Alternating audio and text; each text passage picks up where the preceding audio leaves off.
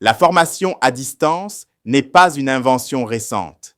Elle est le résultat d'une longue évolution historique marquée par une ambition constante, rendre l'éducation accessible au plus grand nombre, au-delà des contraintes de lieu, de temps et de situations personnelles. Dans ce premier module de l'ESTUE Fondement de la formation à distance, nous allons retracer l'histoire de la formation à distance, comprendre son évolution à travers les technologies et surtout analyser les raisons profondes de sa nécessité aujourd'hui.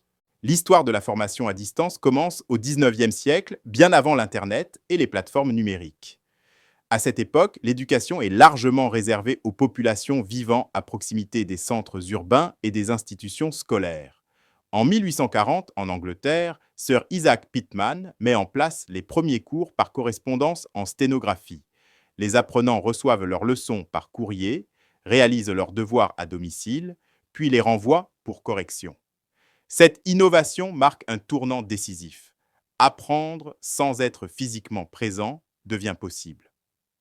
Quelques années plus tard, en 1858, l'Université de Londres institutionnalise cette approche en proposant des diplômes accessibles à distance, ouvrant ainsi l'enseignement supérieur à des publics jusque-là exclus. Dès ses origines, la formation à distance répond donc à un objectif fondamental: démocratiser l'accès à l'éducation. Au fil du XXe siècle, la formation à distance évolue au rythme des innovations technologiques.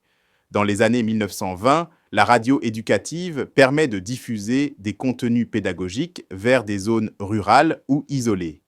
Puis, dans les années 1950 et 1960, la télévision éducative introduit une nouvelle dimension visuelle, rendant les apprentissages plus concrets et plus attractifs. Le Canada joue un rôle pionnier dans cette évolution en utilisant ces médias pour assurer l'éducation de communautés éloignées, notamment dans les zones rurales et autochtones. Mais la véritable révolution intervient dans les années 1990 avec l'arrivée de l'Internet. Les plateformes numériques d'apprentissage transforment profondément les pratiques éducatives, forums, ressources multimédia, évaluation en ligne et interaction à distance deviennent possibles. Aujourd'hui, la formation à distance n'est plus une alternative marginale. Elle est devenue une nécessité éducative, sociale et économique.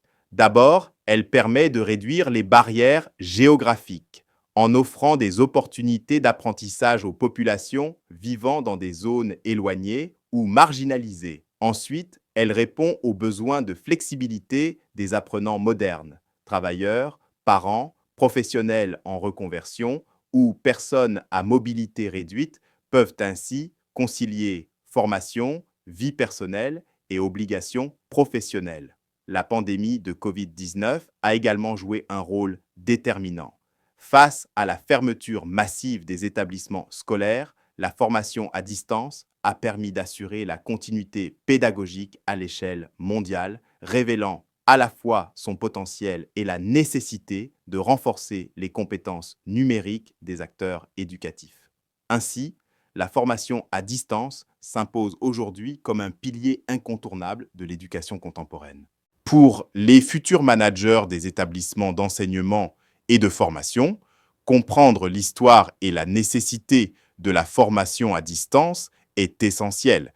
Il ne s'agit pas seulement de maîtriser des outils, mais de comprendre les enjeux sociaux et institutionnels de la formation à distance, anticiper les besoins des publics et intégrer la formation à distance comme un levier stratégique de gouvernance éducative. En retraçant l'histoire de la formation à distance, de la correspondance postale aux plateformes numériques, ce module montre que la formation à distance est avant tout une réponse durable aux défis de l'accès à l'éducation. Elle n'est ni une mode, ni une solution d'urgence, mais une évolution structurelle des systèmes éducatifs. Dans les modules suivants, nous approfondirons les conditions d'accès, les interactions sociales, et les outils numériques qui permettent de faire de la formation à distance un dispositif efficace, humain et inclusif.